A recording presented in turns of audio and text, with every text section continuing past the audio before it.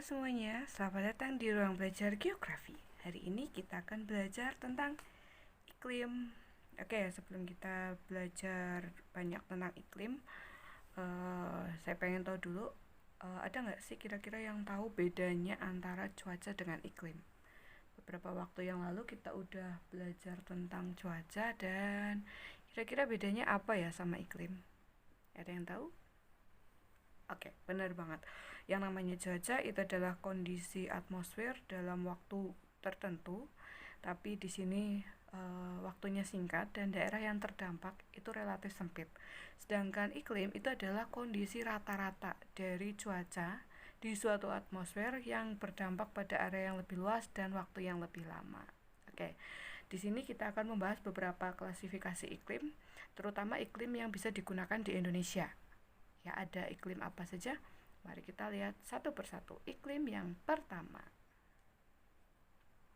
Klasifikasi iklim yang pertama adalah iklim matahari. Iklim matahari ini didasarkan pada kedudukan atau posisi matahari dalam kaitannya dengan gerak semu yang disebabkan oleh pergerakannya, kayak gitu ya. Jadi intinya iklim matahari ini dibedakan menjadi 4 berdasarkan posisi astronomisnya. Dalam hal ini adalah posisi lintangnya ya. Bisa dilihat di dalam gambar. Yang pertama, iklim tropis ini berada pada rentang 0 sampai 23,5 baik lintang utara maupun lintang selatan. Jadi negara-negara atau wilayah-wilayah yang ada pada zona ini dia memiliki iklim yang tropis, termasuk di dalamnya adalah Indonesia. Indonesia memiliki iklim tropis jika didasarkan pada iklim matahari. Klasifikasi yang kedua yaitu iklim subtropis. Subtropis ini berarti dari 23,5 sampai 40 derajat, baik lintang utara maupun lintang selatan. Gitu. Jadi 23,5 sampai 40 di lintang utara dan 23,5 sampai 40 derajat di lintang selatan. Wilayah-wilayah tersebut memiliki iklim subtropis. Biasanya di negara-negara ini atau di wilayah-wilayah ini musimnya sudah tidak hanya 2 seperti di tropis, tapi sudah ada 4 musim, ya. Kemudian berikutnya ada iklim sedang. Berarti ini lebih ke utara atau ke selatan lagi. Batasnya sampai 66,5 baik lintang utara maupun lintang selatan. Ini biasanya sudah cenderung dingin ya, karena sudah semakin mendekati kutub baik di utara maupun di selatan. Kemudian klasifikasi iklim yang terakhir berdasarkan klasifikasi iklim matahari adalah iklim kutub. Jelas ini batasnya dari 66,5 sampai 90 atau sampai mencapai titik di kutub. Jelas di sini ciri-cirinya adalah selalu dingin dan dia biasanya tertutupi oleh es atau salju abadi gitu ya. Oke, klasifikasi iklim yang kedua adalah iklim Köppen. Tidak semua iklim kita bahas di sini ya, hanya beberapa aja yang sekiranya paling sering dibahas atau paling sering dipertanyakan dalam soal-soal gitu ya. Yang kedua ini adalah iklim Köppen. Ini dikemukakan oleh sesuai nama iklimnya yaitu Vladimir Köppen. Beliau adalah seorang klimatologis dari Jerman. Membedakan pembagian iklim ini berdasarkan curah hujan dan suhu. Sehingga beliau membagi iklim ini menjadi 5 zona. Ada A, B, C, D, dan E. Bisa dilihat di gambar ya. Untuk iklim A yaitu iklim tropis, di mana iklim tropik ini dia memiliki suhu rata-rata di atas 18 derajat Celcius. Iklim ini tidak mengalami musim dingin, bahkan curah hujan dan penguapannya cukup tinggi. Berarti kalau berdasarkan iklim Köppen, Indonesia ada di tipe iklim yang A atau iklim tropis. Kemudian tipe iklim B atau iklim kering. Ini ditandai dengan penguapan yang melebihi curah hujan, kemudian persediaan airnya sangat sedikit dan bahkan tidak ada sungai yang permanen. Mungkin kalau bisa kita imajinasikan, kita bayangkan iklim B ini gambarannya seperti ada di gurun pasir gitu ya. Kondisinya sangat kering, kemudian penguapannya sangat tinggi, sedangkan curah hujannya sangat rendah gitu. Di sana tidak ada sungai yang permanen. Sungai permanen itu sungai yang mengalir sepanjang tahun tanpa dipengaruhi oleh musim. di iklim B ini tidak ada sungai permanen itu tadi ya. Kalaupun ada mungkin hanya pada kondisi-kondisi tertentu si sungai itu ada airnya, tapi lebih seringnya debitnya sangat kecil atau bahkan tidak ada sama sekali gitu. Oke, kemudian iklim yang C. Iklim C ini sedang hangat. Iklim ini ditandai dengan suhu bulan terdinginnya kurang dari minus 3 derajat Celcius. Kemudian bulan terpanasnya hanya sekitar 10 derajat Celcius. Iklim ini mempunyai musim panas dan musim dingin. Berikutnya iklim D atau iklim dingin ini ditandai dengan bulan terdinginnya rata-ratanya itu kurang dari 3 derajat Celcius, minus 3 derajat Celcius maksudnya. Pada bulan terpanasnya hanya 10 derajat Celcius. Nah, ini lebih cenderung ya, ini musim panasnya aja 10 derajat Celcius. Berarti bisa dibayangkan di sana kondisi suhunya seperti apa gitu ya. Kemudian yang terakhir iklim E, ini adalah iklim yang kutub karena dia ditandai dengan adanya es yang abadi. Terpanasnya hanya kurang dari 10 derajat Celcius. Itu musim panas ya. Musim panas di sana kurang dari 10 derajat Celcius. Berarti musim dinginnya bisa dibayangkan bisa mencapai titik beku atau bahkan kurang dari titik beku. Beberapa waktu yang lalu sempat dikabarkan di wilayah yang dingin ini bahkan ketika musim dinginnya itu sampai minus 10 derajat Celcius. Bayangkan ya, minus 10 derajat Celcius itu berarti apapun yang ada di ruangan terbuka dia akan membeku, terutama yang berbahan dasar cairan gitu ya. Itu iklim yang kedua. Iklim yang ketiga adalah iklim Smith-Ferguson. Sesuai dengan namanya, Smith-Ferguson ini berarti dikemukakan oleh dua orang, yaitu Bapak Smith dan Bapak Ferguson gitu. Untuk dasar pembagian iklim ini adalah berdasarkan curah hujan ya. Jadi untuk Smith-Ferguson ini memang diperuntukkan khusus di daerah tropis yang notabene memiliki curah hujan yang cukup tinggi. Jadi tujuannya biasanya untuk perkebunan dan pertanian gitu. Nah, kemudian bagaimana cara mengetahui pembagian iklimnya?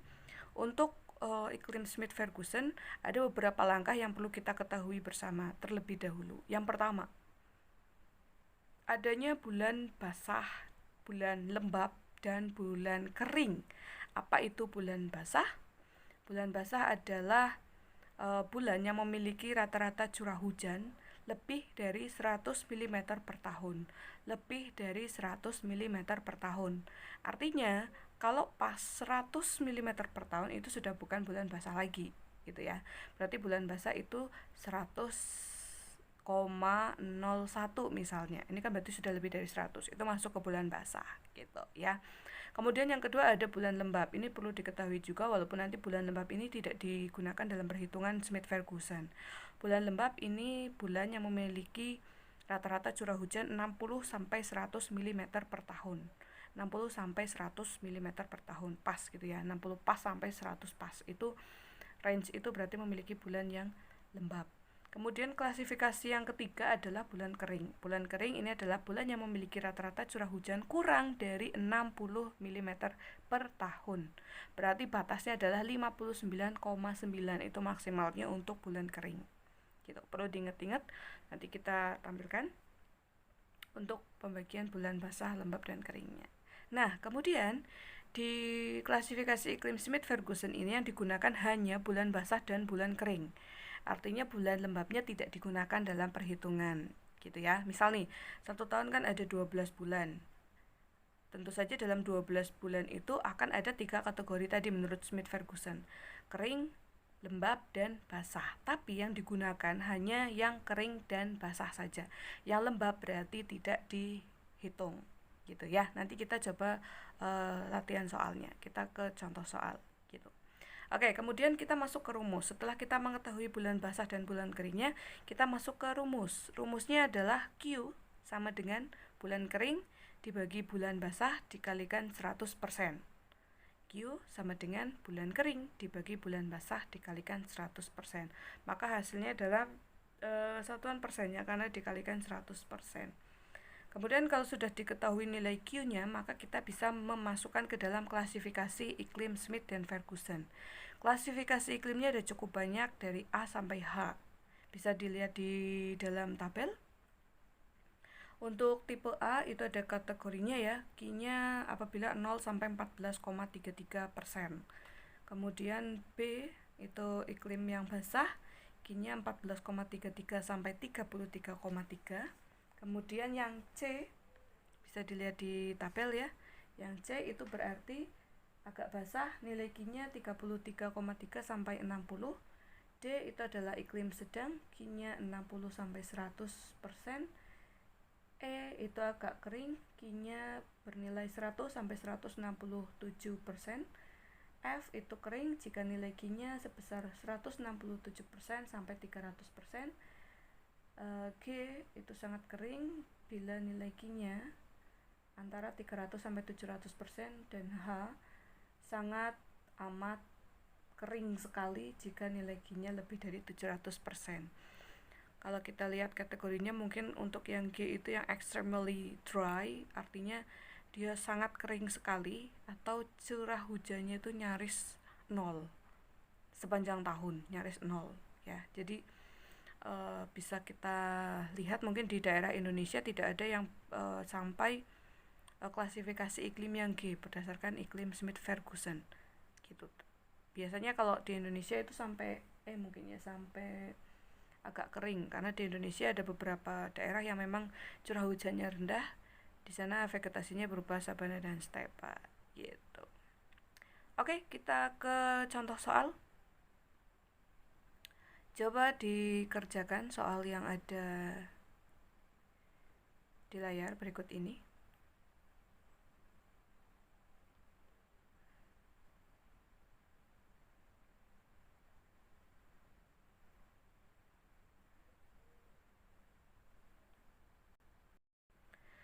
Oke, sudah ya. Untuk latihan soalnya cukup satu aja tadi, nanti kita bahas di bagian akhir. Oke. Kita lihat nanti yang benar dan yang salah kira-kira seberapa banyak gitu ya. Oke, kita ke iklim yang berikutnya, yaitu iklim Junghun.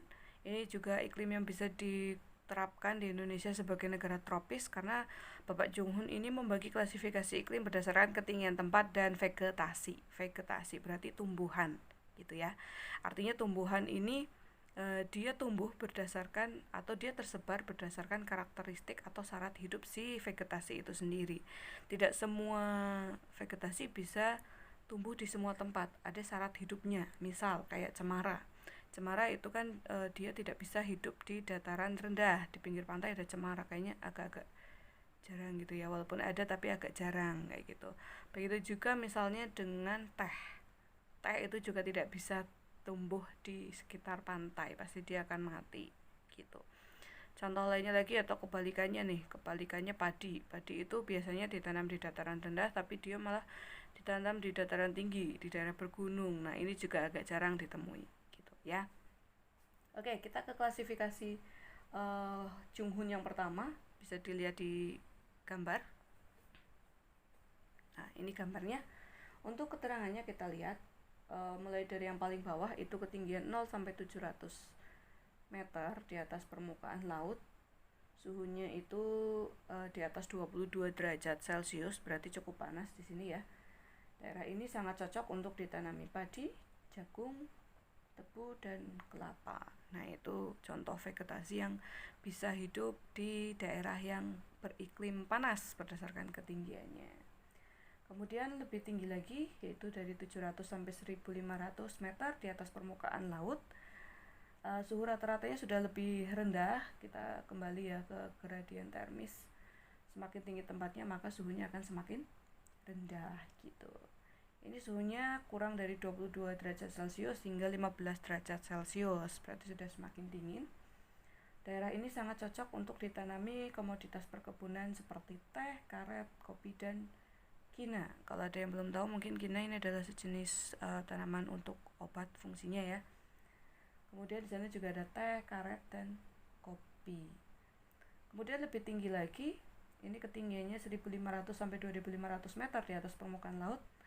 suhu rata-ratanya lebih rendah lagi, yaitu sampai 11 derajat Celcius, 11 derajat sampai 15 derajat Celcius.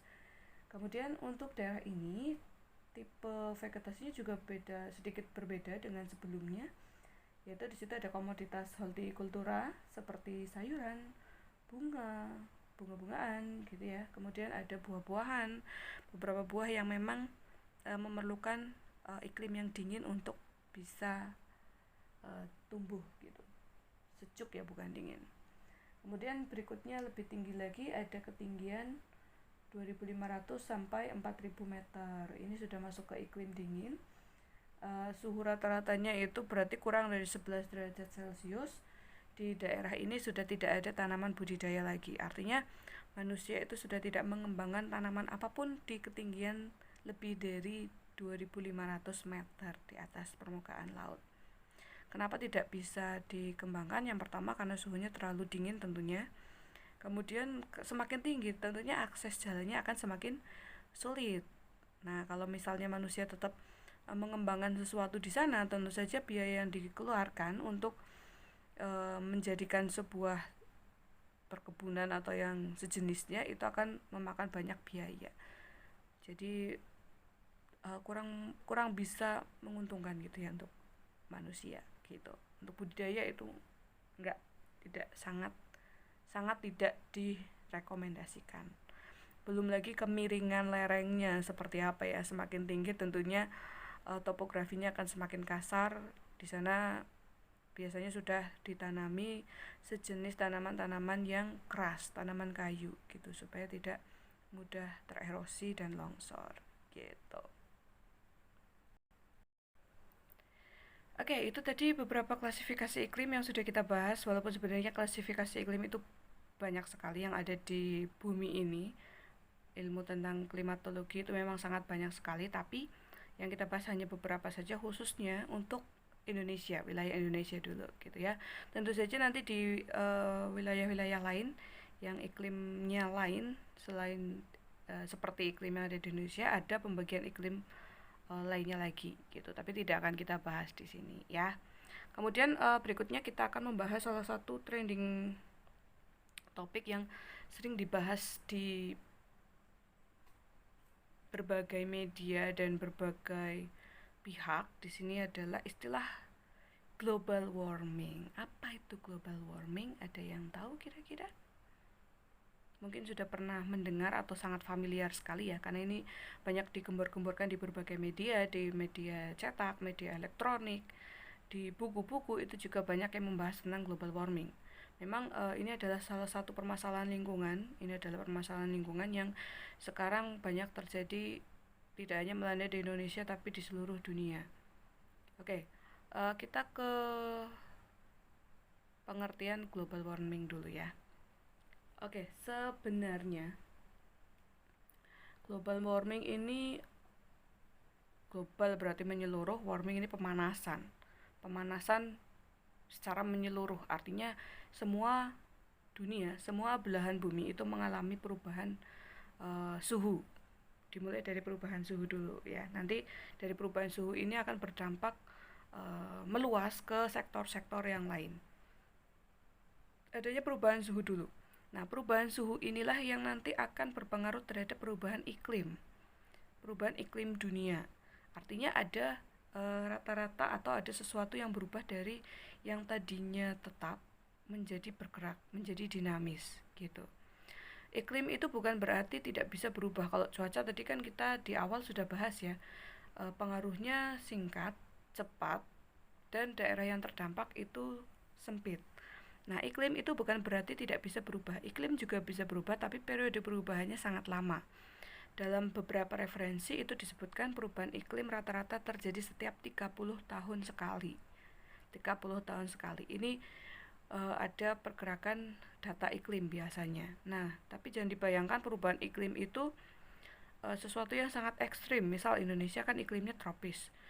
Tidak pernah bertemu dengan salju ya, kita tidak pernah bertemu dengan salju, toto nanti ada salju. Nah, ini jangan dibayangkan seperti itu ya. Perubahan iklim yang dimaksud itu perubahan dari rata-rata atau kondisi normalnya. Misal salah satunya adalah suhu. Suhu di daerah tropis tadinya misalnya rata-ratanya 26 derajat Celcius, sekarang agak naik sedikit jadi 28 derajat Celcius misalnya seperti itu. Perubahan 2 derajat ini membutuhkan waktu paling tidak 30 tahun gitu. Karena kita lihat kondisi rata-rata setiap harinya gitu ya. Nah, karena adanya perubahan iklim inilah nanti akan berpengaruh terhadap banyak sekali sektor kehidupan di dunia, di bumi ini gitu. Salah satu yang menyebabkan kenapa terjadi global warming, terjadi pemanasan, terjadi peningkatan suhu udara di permukaan bumi karena manusia sudah semakin berkembang. Kemudian manusia itu mengembangkan energi dari minyak bumi dan gas alam. Nah, awal mula kenapa dia menjadi global warming ini isunya mulai dari adanya revolusi industri. Ya, pada tahun berapa dia yang kalian lebih tahu tentang sejarah, dimulainya revolusi industri, di situ mulai banyak menggunakan mesin yang berbahan dasar atau menggerakkannya menggunakan minyak bumi dan gas alam. Dari situlah banyak sekali gas-gas yang harusnya tidak sebanyak itu, misal seperti CO2 dari minyak bumi dan gas alam itu kan menghasilkan CO2. Nah, CO2 kalau kita lihat di materi atmosfer awal, itu kan jumlah normalnya hanya 0,0003% ya. Wajarnya segitu. Sehingga cukup menghangatkan bumi. Tapi karena kadar CO2-nya itu diperbanyak, akhirnya permukaan bumi kita ini menjadi terlalu hangat. Nah, gitu. Ibaratnya kalian pakai selimut, selimutnya itu ditambahin.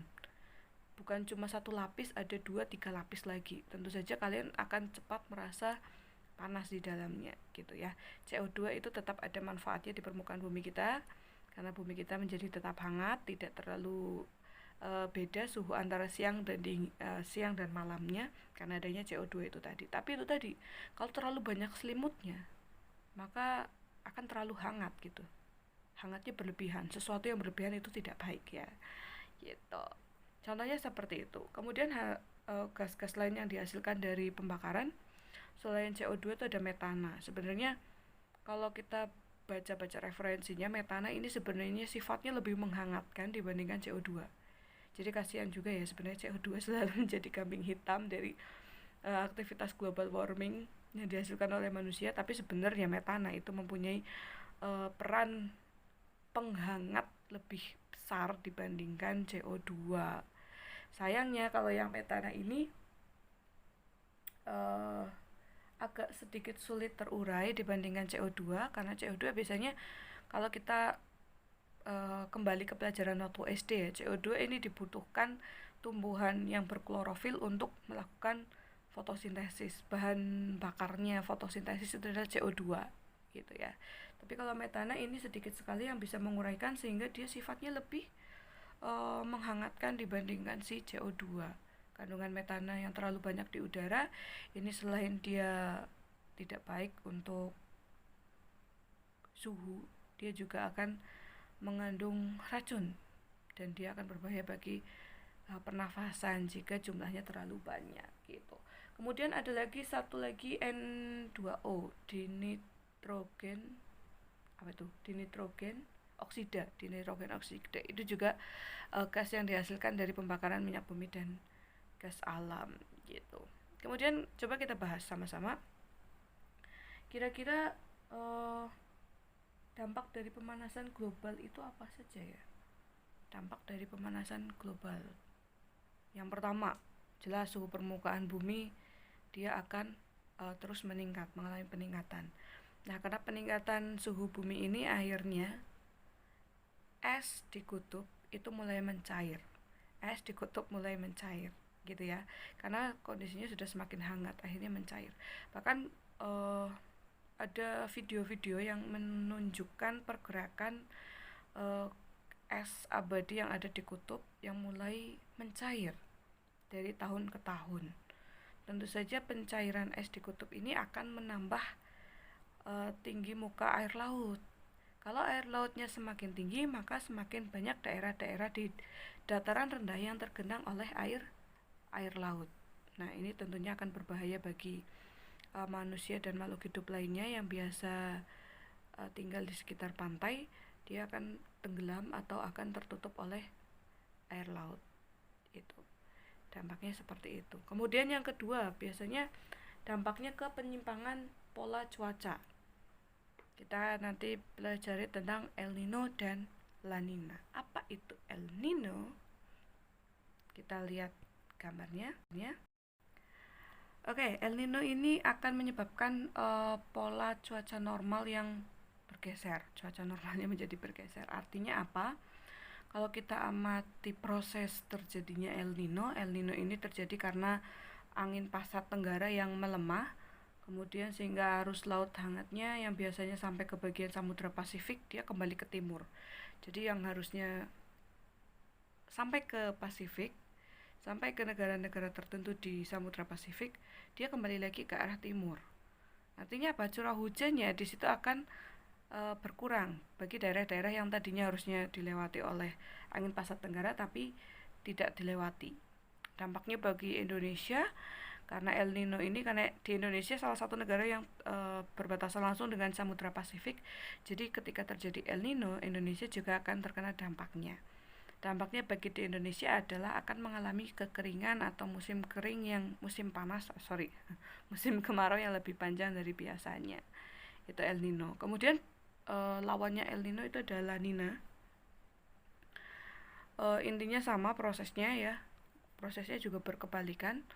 Kemudian untuk La Nina ini dampaknya akan mendatangkan hujan yang berlebihan di wilayah-wilayah yang berbatasan langsung dengan Samudra Pasifik di Indonesia, berarti akan menimbulkan curah hujan yang cukup tinggi. Ini bukan tanpa masalah ya.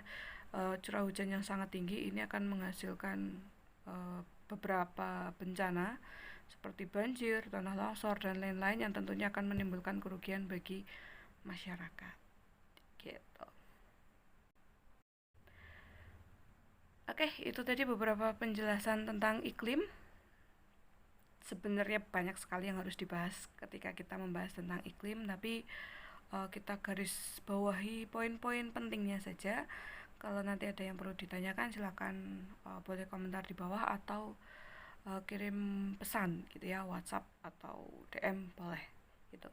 Kemudian coba kalian kerjakan soal di bawah ini tentang tadi Smith dan Ferguson. Kemudian pembahasan dari contoh soal nanti akan kita bahas pada video berikutnya gitu ya. Nah, ini dikerjakan dulu soal di bawahnya, silakan nanti dijawab. Dan satu lagi yang perlu kalian bahas adalah dampak dari perubahan iklim dan upaya penanggulangan yang bisa kita lakukan supaya tidak terjadi secara terus-menerus perubahan iklim ini, atau upaya apa yang bisa kita lakukan untuk menghentikan global warming. Silakan komentar di bawah. Oke. Itu tadi pembelajaran tentang iklim. See you on the next video. Happy watching and happy studying. Bye bye.